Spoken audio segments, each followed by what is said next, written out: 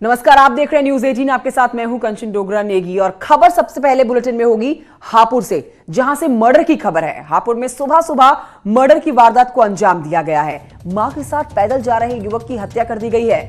Bike सवार गोली मारकर तमंचा लहराते हुए बेखौफ वहां से फरार हो गया है।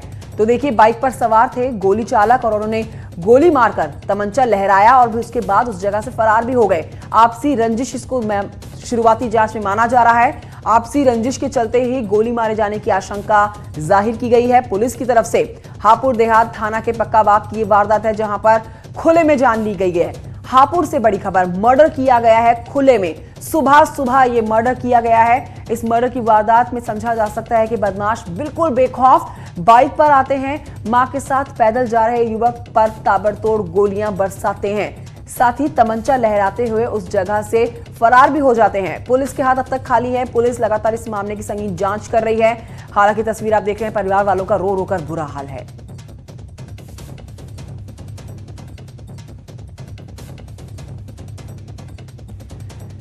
तो ये तस्वीरें आप देख रहे हैं, ये सुबह सुबह की वारदात है। सुबह सुबह अपने परिवार के साथ पुलिस स्टेशन पहुंचा हुआ ये पूरा परिवार, जिसमें रो रो कर सबका बुरा हाल है। जल्द से जल्द अपराधियों को, खूनी को पकड़ने की मांग की जा रही है। ये घर का बेटा जिसको दिन दहाड़े गोलियों से छलनी कर दिया गया है। बाइक पर आए थे बदमाश और गोली मारकर तमंचा लहराते हुए बेखौफ वहां से फरार भी हो गए हैं।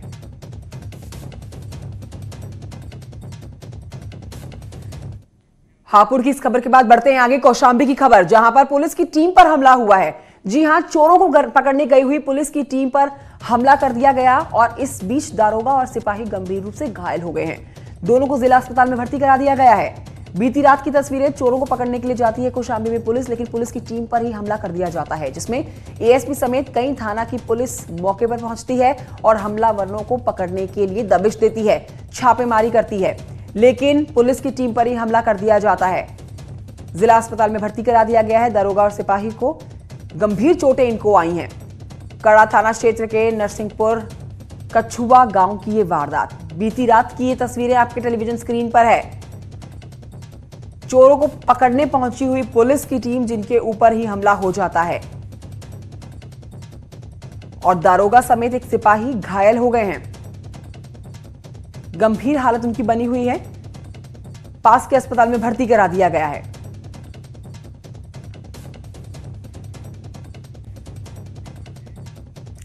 अगली खबर है अलीगढ़ से, जहां पर मारपीट के मामले में बीजेपी के विधायक राजकुमार सहयोगी और थानेदार अनुज सैनी की बहस का एक वीडियो वायरल हो रहा है। आपको भी वीडियो हम दिखाएंगे और सुनाएंगे और आप देखिए किस तरह का ट्विस्ट इस वीडियो के सामने आने के बाद इस पूरे मामले पर आ रहा है। थानेदार किस तरह से विधायक के साथ, उसके साथ मारपीट का आरोप लगा रहा है और विधायक उस आरोप को नकार रहा है। ऐसा जाहिर होता है कि विधायक ने थानेदार की पिटाई की है। अब बताएं कि पहले खबर यह आई थी कि थानेदार ने थाने में विधायक की पिटाई की है, लेकिन ये वीडियो सामने आया जिसके बाद मामला बिल्कुल उलट है। थानेदार विधायक को आरोपी बता रहे हैं कि विधायक ने थानेदार को पीटा है। न्यूज 18 हालांकि इस खबर की सत्यता की पुष्टि नहीं करता है। आप भी देखिए वीडियो।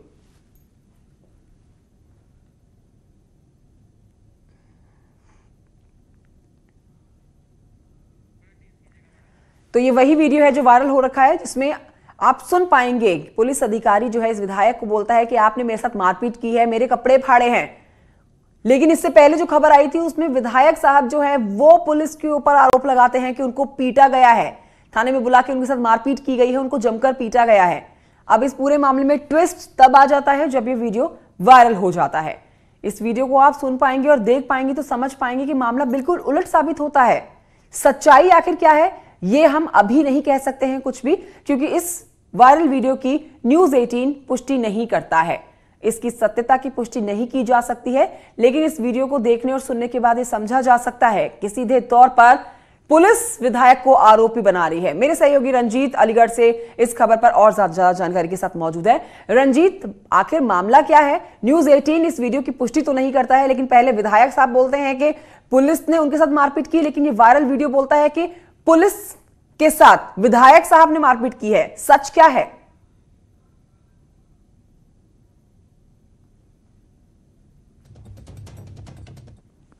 के साथ जबरन मारपीट करी है, उनके कपड़े फाड़े हैं, लेकिन सूत्रों से ये वीडियो सामने आया है और जिसमें ये वीडियो में साफ साफ देखने को मिल रहा है कि जिन ऐसों पर आरोप लगाया जा रहा है मारपीट का, वो बार बार यही कह रहे हैं कि आपने मेरे साथ मारपीट क्यों करी, आपने मेरे साथ मुझे मारा क्यों।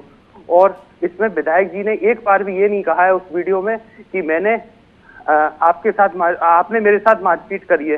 इसमें कहीं ना कहीं विधायक जी की इसमें गलती नजर आ रही है कि विधायक जी ने कहीं ना कहीं ऐसों के साथ मारपीट करी है। देर रात हमने ऐसों तक से बात करी और उन्होंने भी हमसे यही बताया कि इसमें मेरी कोई गलती नहीं थी, मैं बात कर रहा था। रंजीत, आपके सोर्सेस क्या कह रहे हैं? आप इस खबर पर नजर बनाए हुए हैं, आपने एसओ साहब से भी बात करी होगी, वो साफ कह रहे हैं इस वीडियो में कि आपने मेरे कपड़े फाड़े, मेरे साथ मारपीट की। आपके सोर्सेस क्या बता रहे हैं? क्योंकि विधायक का अलग आरोप है, अब पुलिस का एक अलग आरोप इस विधायक के ऊपर है। जी, सोर्सेस साफ साफ तौर पे यही बता रहे हैं, इसमें कहीं ना कहीं विधायक जी की गलती नजर आ रही है, क्योंकि पुलिस साफ साफ तौर पे कह रही है कि मारपीट करने के बाद कोई ऐसा विधायक जी को इस तरीके से बैठा के बात नहीं करेगा। विधायक जी का साफ साफ तौर पे कहना है कि मुझको घेर लिया गया था, बंद कर लिया गया था थाने में, और मैंने बाहर से अपने समर्थकों को बुलाया है जिन्होंने मुझे यहाँ से निकाला है। लेकिन वीडियो के आधार पर जो वीडियो दिखा रहा है, वीडियो पे साफ साफ तौर पर देख रहे हैं कि मारपीट के बाद का वीडियो इस तरीके से निकल कर आ रहा है कि विधायक जी सामने बैठे हुए हैं, ऐसे बैठे हुए हैं। ठीक है, तो मतलब ये नेताजी की गुंडई का मामला ओवरऑल समझ आता है। एक बार अपने दर्शकों को सुना देते हैं और दिखा देते हैं ये वायरल वीडियो जिसमें एसओ साहब को सुना जा सकता है, पुलिस अधिकारी को देखा जा सकता है जो साफ तौर पर विधायक पर मारपीट का आरोप लगा रहे हैं। मारपीट क्यों करी? बात सुनिए, आप सुनिए, जब से आपने चार्ज किया है एक भी कार्यकर्ता का सुबह पैसे लूट खसोड़ के कोई दूसरा काम नहीं हो रहा थाने के अंदर। वो बात आप जो भी फैसला कराते हो, पहले मेरी बात सुनिए, जब भी फैसला कराते हो, अरे विधायक का फोन आया, ठीक है, साले 5,000 रुपये बढ़ा दो, 20,000 रुपये लो उनसे फैसले में। आप कुछ भी फैसले 20,000 रुपये लो। मैंने कहा यार अच्छा, हमने थाने फोन किया, मैंने कहा मुझे फैसला कर रहा है कार्यकर्ता, तो फैसला करा दीजिए। पर इसका मतलब ये नहीं है कि आप उनसे पैसे लो। आप जो है अब हमारा पेट्रोल का खर्च कौन देगा भाई? हम तो पकड़ के लाए भाई, इसका दो हर्जाना दो टैक्स दो इसका। नहीं, ये क्या हो रहा है? का सामना तो करो, एक मिनट देखो ना। हाँ। ये बताओ आपने आती मेरे साथ मारपीट क्यों करी? मुझे एक बात बताइए, मेरे हिंदू कार्यकर्ता 15 दिन कार्यकर्ता जी उसमें हॉस्पिटल पड़े रहे। हाँ। मैंने आपसे कहा क्रॉस मत करना। हाँ। आपने फिर भी क्रॉस किया। किससे कहने पर? अच्छू साहब के कहने पर। उसने कहा खुद आपसे। अच्छा। अरे अच्छू साहब ने कहा, मैंने अच्छू साहब नेतागिरी, मैंने आपसे कहा था कि अच्छू साहब नेतागिरी करेगा ना। अच्छी साहब ने काम मुकदमा लिखने के लिए आपसे फोन पे बात हुई है, मैंने उसे कहने मुकदमा। मुझे क्या पता आपने किससे कहने फोन किया, किससे कहने पे मुकदमा काम किया? बात तो करते हैं, हमने मारपीट क्यों करी? मैं मुझे क्या, आप मेरा एक भी काम कार्यकर्ता कर रहे हो, मारपीट करोगे नहीं क्या? मुझे फिर मेरे पे क्या करूं? नहीं कार्यकर्ता फिर आप मुझे आप एक बात बताओ, हर चीज को आप हल्के से लेते हो। आप आगे मेरी वर्दी फाड़ रहे हैं, मेरे कार्यकर्ता आगे मेरी वर्दी फाड़ रहे हैं, मेरी नेम प्लेट तोड़ रहे हैं, मेरे साथ मारपीट कर रहे हैं, इसका हटाना आप जानते हैं? अरे आप जो चाहे मेरे साथ कर दीजिए। आप सरकार की क्या? अरे आप हमारे साथ कुछ भी कर दीजिए, हम तैयार बैठे हैं। आप हमें बंद कर दीजिए। ऐसे आदमी आपको जनता ने, अरे हमें जनता ने चुना। तो ये वही वायरल वीडियो के आप मुख्य अंश देख रहे थे जिसमें बार बार पुलिस वाला विधायक को बोल रहा है कि आपने मेरे साथ आखिरकार मारपीट क्यों की। अलीगढ़ में बीजेपी विधायक राजकुमार सहयोगी के साथ थाने में बदसलूकी के मामले में सरकार ने अब बड़ी कार्रवाई की है। सरकार ने अलीगढ़ के अपर पुलिस अधीक्षक ग्रामीण को पद से हटा दिया है, साथ ही थानाध्यक्ष को निलंबित भी कर दिया है।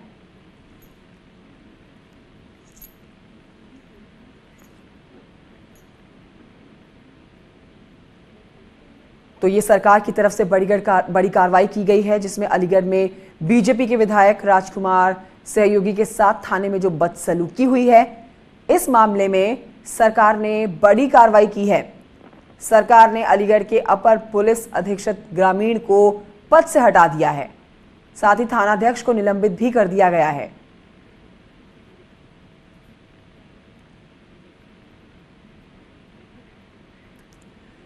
और खबर जिसमें मेरठ के लोगों को भारी मुश्किल का सामना करना पड़ा, 10 घंटे से ज्यादा अंधेरे में रहना पड़ा कृष्ण जन्माष्टमी के मौके पर। सोचिए, मेरठ में हजारों घरों में अंधेरा छाया रहा। स्मार्ट मीटर उपभोक्ता के घरों में सबसे ज्यादा संकट गहराया हुआ है।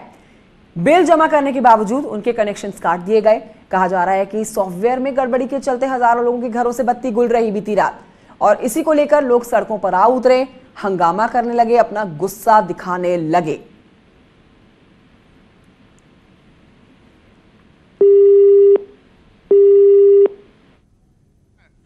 अब यहाँ से बिजली फाल्ट है। अरे कहाँ फाल्ट है? बोले लखनऊ से। लखनऊ से कहाँ फाल्ट है?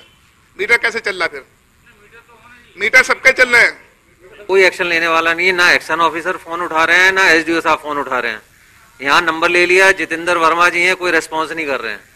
इवन मैसेज भी कर दिया, कोई रेस्पॉन्स नहीं कर रहे हैं। स्मार्ट मीटर में लाइट जो हमें इंफॉर्मेशन मिली है वो ये मिली है कि लाइट लखनऊ से कटी हुई है, कुछ प्रॉब्लम हुई है उधर से। और इसी खबर पर एक बड़ी अपडेट आप तक पहुंचा देते हैं। स्मार्ट मीटर डिस्कनेक्शन पर सफाई अब सामने आई है।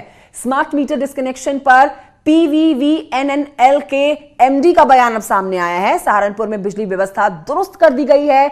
मेरठ में कुछ कनेक्शन ठीक होने अभी बाकी हैं और कंपनी के सॉफ्टवेयर में तकनीकी खराबी के चलते लोगों को ऐसी भारी परेशानी झेलनी पड़ी है। MD ने उपभोक्ताओं से इस परेशानी के लिए माफी मांगी है, लेकिन बीती रात जो अंधेरे में बीती है इन मेरठ के लोगों की, इस पर एक बड़ी जवाबदेही जरूर बनती है कि जब फोन किया जाता है, अपनी परेशानी बताई जाती है, तो फोन उठाने वाला कोई क्यों नहीं है, जवाबदेही कर देने वाला कोई क्यों नहीं है। जन्माष्टमी का दिन, कृष्ण जन्माष्टमी का उत्सव चल रहा है और अंधेरे में मेरठ वासी हैं।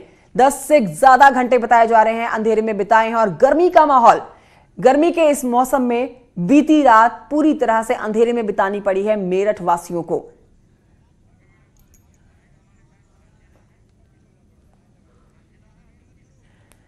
इस खबर पर मेरे साथ मेरे दो सहयोगी निखिल हैं मेरठ से और रंजना हमारे साथ मौजूद हैं लखनऊ से। निखिल की तरफ रुख करते हैं सबसे पहले। निखिल, आप मेरठ में मौजूद हैं। बीती रात लोगों की कृष्ण जन्मोत्सव के मौके पर अंधेरे में बीती है, कृष्ण जन्मोत्सव का मौका और गर्मी का समय। बात समझ आती है कि लाइट चलेगी, अंधेरे में रह रहे हैं, लेकिन बड़ा सवाल यह है कि जब फोन कर रहे हैं अधिकारियों को, जवाबदेही मांगी जा रही है, तो फिर फोन उठाने वाला और जवाब देने वाला कोई क्यों नहीं होता है? है कि आखिर क्यों बिजली उपभोक्ता को त्रस्त किया गया। मैं आपको बता दूं कि जिस तरीके से उन्होंने फोन किए और कोई भी जवाब देने वाला नहीं था, इससे लोगों में आक्रोश भड़का और लोग सड़कों पे आ गए। आप सोचिए कि रात को 10 बजे बारिश हो रही थी, लेकिन लोग हंगामा कर रहे थे। डीएम आवास पे हंगामा किया गया, लेकिन वजह सिर्फ एक है कि PVVNL के अफसरों ने फोन नहीं उठाए, क्योंकि उनके पास कोई जवाब नहीं था देने के लिए, क्योंकि गड़बड़ियां बड़े स्तर पर थी, लखनऊ स्तर पर थी। और जो स्मार्ट मीटर है, जिसे व्यवस्थाओं को दुरुस्त बनाने के लिए रखा गया था, विद्युत व्यवस्था को दुरुस्त करने के लिए स्मार्ट मीटर लगाए गए हैं, लेकिन वही ठप हो गए, वही दगा दे गए। तो ये एक बड़ा सवाल बना हुआ है, लोगों का विश्वास भी कम हो रहा है ऐसे स्मार्ट मीटर से। और साफ तौर पे बात यह है कि जिन अधिकारियों ने फोन नहीं उठाए, जो संतुष्ट नहीं कर पाया लोगों को और वो सड़क पर आने पर मजबूर हो गए, उन पर भी कार्रवाई होनी चाहिए। जी बिल्कुल। रंजना हमारे साथ मौजूद है लखनऊ से। रंजना, आप प्रदेश की राजधानी में इस समय मौजूद हैं। मेरठ में बीती रात लोगों की अंधेरे में बीतती है, लेकिन अगर हम लखनऊ की बात करें तो इसकी गूंज जो है अब वो बड़े अधिकारियों के कानों तक पहुंच गई होगी। भारी परेशानी लोगों को उठानी पड़ती है, अंधेरे में पूरी रात बितानी पड़ती है और सवाल पूछने पर कोई जवाब नहीं दिया जाता है। बिल्कुल कंचन, जिस तरह से हालात रहे, केवल मेरठ में ही नहीं रहे, लखनऊ, बाराबंकी, मेरठ, सहारनपुर, इस तरह से जो शहर हैं, काफ़ी शहर ऐसे इसके दायरे में आए जहां पे स्मार्ट मीटर जहां जहां लगाए गए थे, उनकी परेशानी थी। और वो परेशानी वास्तव में लखनऊ से थी। कमांड गलत दे दी गई थी, सॉफ्टवेयर में और हार्डवेयर में कुछ प्रॉब्लम आ गया था, ये कहा जा रहा था। लेकिन प्रमुख सचिव का बयान आया है और उन्होंने कहा है कि कमांड गलत दे देने से ये प्रॉब्लम शुरू हुई और स्मार्ट मीटर जहां जहां लगाया, क्योंकि यूपी में 10 लाख स्मार्ट मीटर मंगाए गए थे और 80% जगहों पे ये काम करने शुरू कर दिए थे कंचन। तो ये सोचने वाली बात है कि 80% यानी कि इतने जगहों पे बिजली उपभोक्ताओं को प्रॉब्लम हुई और बड़ा मामला था। इसमें ऊर्जा मंत्री ने जांच के आदेश दिए और अभी तक जो हुआ है, उत्तर प्रदेश के ऊर्जा विभाग ने ये ठेका EESL, energy efficiency service limited, Bharat सरकार का उपक्रम है, उसको दिया था और उसने स्मार्ट मीटर लगवाए थे। तो अभी इस मामले में L&T के प्रोजेक्ट मैनेजर को निलंबित कर दिया गया है और EESL के यूपी हेड को भी निलंबित कर दिया गया है, क्योंकि बड़ा मामला था।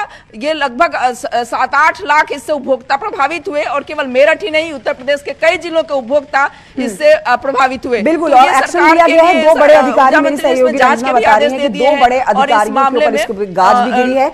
और अब देखिए, हम एडवांस हो रहे हैं, हम स्मार्ट हो रहे हैं, लेकिन स्मार्ट मीटर के समय में सॉफ्टवेयर में गड़बड़ी आना कई सवाल खड़े करती है। निखिल और रंजना, आप दोनों का बहुत बहुत शुक्रिया। Welcome back. आप देख रहे हैं यूपी एक्सप्रेस और अब खबर झांसी से है। झांसी के लोगों के लिए खबर देखना बेहद जरूरी है, क्योंकि अगर आपको सुनसान जगह पर कोई खूबसूरत सी लड़की लिफ्ट मांगते हुए दिखे तो सावधान हो जाइएगा। ये मदद बहुत भारी पड़ सकती है, जिसका आप अंदाजा भी नहीं लगा सकते हैं। मामला मऊरानीपुर थाना क्षेत्र का है, जहां पर शाम होते ही शातिर हसीनाओं का जो गैंग है वो सड़क पर उतर आता है, शिकार की तलाश करता है और शातिर हसीनाओं का गैंग सुनसान जगह पर अस्त व्यस्त हालत में खड़ा होकर 2 व्हीलर और 4 व्हीलर के लोगों को रोककर उनसे लिफ्ट मांगता है। सुनसान जगह पर किसी भी लड़की को अकेला देख लिफ्ट देने वाले आसानी से इन हसीनाओं के जाल में फंस भी जाते हैं। पुलिस अपहरण और फिरौती के मामले में फरार चल रहे आरोपियों को पकड़ने गई थी तो इनके रैकेट का पता लगा। इनके रैकेट सेक्स रैकेट में भी शामिल होने का खुलासा पुलिस ने किया है। इस गिरोह के लोग अमीर परिवार के लोगों को अपने जाल में फंसाकर एक सुनसान जगह पर ले जाते हैं, जहां पर गिरोह में शामिल औरतें उनके साथ अश्लील हरकतें करती हैं, वीडियो बनाती हैं और फिर पैसे ऐंठने का काम करती हैं। पुलिस ने इस पूरे मामले में एक महिला को अब गिरफ्तार किया है। उसके साथ 3 और आरोपी जो हैं वो भी पुलिस के हत्थे चढ़ चुके हैं।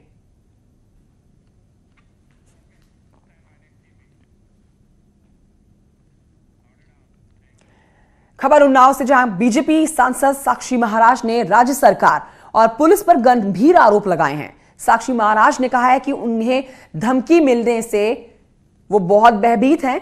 साक्षी महाराज कहते हैं कि धमकी मिलने से मैं बहुत ज्यादा डरा हुआ था और यही वजह है कि मैंने उन्नाव आना अब कम कर दिया है। साक्षी महाराज ने कहा कि मैं दिल्ली में खुद को सुरक्षित समझता हूं।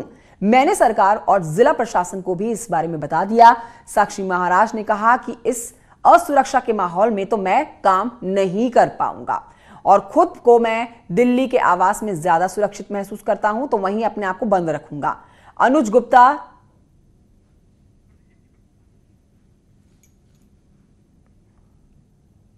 सरकार को संवेदनशील होना चाहिए और भाजपा एक परिवार है, प्रदेश में और केंद्र में भाजपा की सरकार है, तो मेरी जान माल की सुरक्षा की गारंटी भी सरकार की बनती है। मैं तो कुछ नहीं चाहता, मैं तो अभी चला जाऊंगा और मैं दिल्ली से निकलता ही नहीं हूँ। मैं दिल्ली में अपने को सेफ समझता हूँ, तो दिल्ली रहता हूँ। अपनी बात मैं सरकार से भी कहूँगा, मैंने प्रमुख सचिव गृह को भी कह दिया है, जिलाधिकारी को भी कह दिया है। तो अगर मैं ऐसे असुरक्षित रहूंगा तो इस असुरक्षा के माहौल में काम तो कर नहीं पाऊंगा, अपने दिल्ली के आवास में बंद रहूंगा और क्या करूंगा। हरदोई की पाली पुलिस ने 25,000 की नामी महिला अपराधी को गिरफ्तार किया है। यह महिला शराब का कारोबार करती थी। पिछले साल दबिश में गई पुलिस की टीम पर इसने हमला किया था और इस मामले में उसके खिलाफ अवैध शराब बनाने और बेचने का मुकदमा दर्ज किया गया था। तब से वो फरार चल रही थी और मुखबिर के मुताबिक मिली सूचना के बाद पुलिस ने उसे पाली थाना इलाके के बैरियर तिराहे के पास से गिरफ्तार किया।